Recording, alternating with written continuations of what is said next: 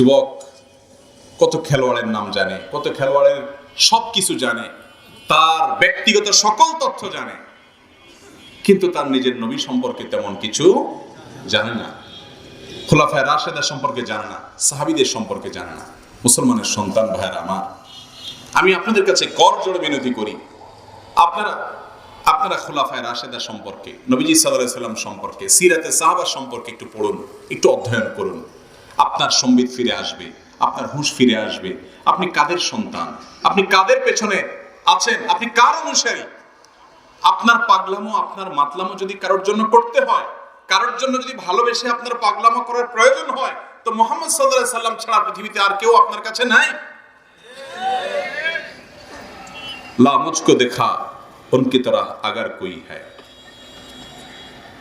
मैं उनकी सिवा किस पे फिदा हूं ये बता दे।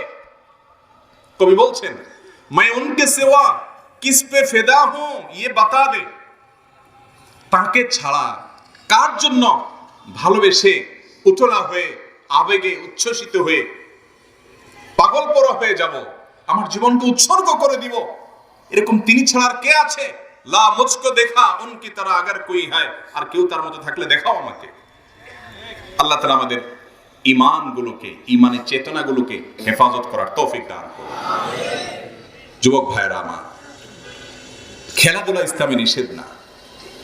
খেলাধুলা করবেন, নিজেরা খেলাধুলা করবেন, শারীরিক কসরত করবেন, ফুটবল ক্রিকেট খেলবেন, সেখানে হারাম কিছু যেন না থাকে, সতরটা যেন উন্মুক্ত না থাকে। 3/4 প্যান্ট পরেন, পরে নিজেরা খেলাধুলা করেন, সেখানে নিজেদের মধ্যে আর্থিক জুয়ার লেনদেন করেন না, কম্পিটিশন করেন, বিনোদন করেন, এবং হাসি তামাশা শরিয়ার গণ্ডির মধ্যে থেকে করেন। এতে শারীরিক ব্যায়াম হবে, মানসিক রিফ্রেশমেন্ট হবে। দেশীয় খেলা আছে বিভিন্ন প্রকারের, সেগুলো খেলেন, এগুলো শরীয়তে নিষেধ না। কোথাকার কে খেলছে, কোথাকার কে কি করছে, সে খেলে যদি হারে তবুও সে টাকা পাবে, জিতে তবুও সে টাকা পাবে। আপনি টেলিভিশন চ্যানেলের সামনে, আপনি কোনো পর্দার সামনে ভূতের মতো চেয়ে থেকে সে গোল দিল, আপনি লাফায় উঠলেন, সে হেরে গেল, আপনি কেঁদে দিলেন। আপনার মতো নির্লজ্জ, আপনার মতো নির্বোধ আল্লাহর জমিন আর কে আছে? আপনি কার জন্য হাসছেন, কার জন্য কাঁদছেন? আপনার রবকে, আপনার আল্লাহকে আল্লাহ হিসেবেও স্বীকার করে না, আপনার নবীকে নবী হিসেবেও স্বীকার করে না।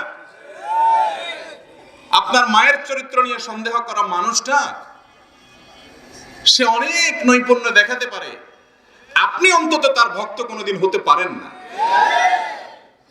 মুসলমানের সন্তান, আপনার পাগলা মরার জায়গা পাচ্ছেন না। এদেশে বহু মানুষ এখনো শীতের বস্ত্রের অভাবে কনকনে শীতে কাঁপে, আর আপনি টাকা দিয়ে তার জার্সি কিনেন, আপনি তার জন্য পতাকা লাগান, আপনার টাকা নষ্ট করেন।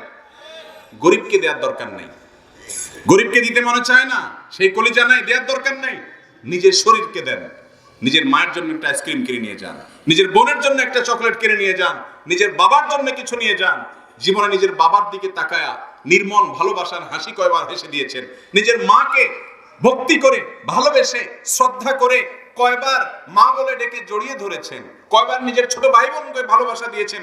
কোথাকার কোন দেশের অমুসলিম, যে দেশের মানুষের সাথে আমাদের দেশের রাজনৈতিক সম্পর্ক নাই, কূটনৈতিক সম্পর্ক নাই, অর্থনৈতিক সম্পর্ক নাই, ধর্মীয় সম্পর্ক নাই, কোনো সম্পর্ক নাই, সে দেশের নামও আমাদের দেশের মানুষ বেশিরভাগ জানে না। সে দেশে মানুষের ভক্ত হয়ে, পাগলামি হয়ে, এই দেশের টাকা ব্যয় করে লক্ষ লক্ষ কোটি কোটি টাকা নষ্ট করছে। আল্লাহ তাআলা আমাদের বিবেকগুলোকে জাগায় দেয়। যুবকরা জেগে গেলে দুনিয়া জেগে যাবে, এ দেশ জেগে যাবে, এ দেশে মানুষ বেঁচে যাবে। আল্লাহ তাআলা আমাদের সবাইকে জাগার তৌফিক দান। সবাই সচেতন হব তো ইনশাআল্লাহ। মনে রাখবেন, যদি আপনি মুসলমান হয়ে থাকেন, মুসলমানের সন্তান হয়ে থাকেন, কিয়ামতের দিনের প্রতি ঈমান যদি আপনার মধ্যে থেকে থাকে, উলামায়ে কেরাম আছেন, আপনি নিজেও একজন মুসলমান হিসেবে জানেন, ফামান ইয়ামাল মিসকালা যাররাতিন খায়রান ইয়ারা ওয়া মান ইয়ামাল মিসকালা যাররাতিন, ভালোবাসায় ঘন্টাকে ঘন্টা ব্যয় করছেন কিসের জন্য, কার জন্য, কাদের জন্য? আপনার ভালোবাসা এবং আবেগকে, উচ্ছ্বাসকে কোন জায়গায় ব্যয় করছেন?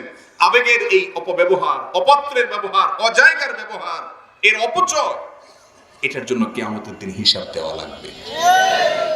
সেটা মাথায় রেখে এবার সিদ্ধান্ত নেন। আল্লাহ তাআলা আমাদেরকে হেদায়েত দান করুন।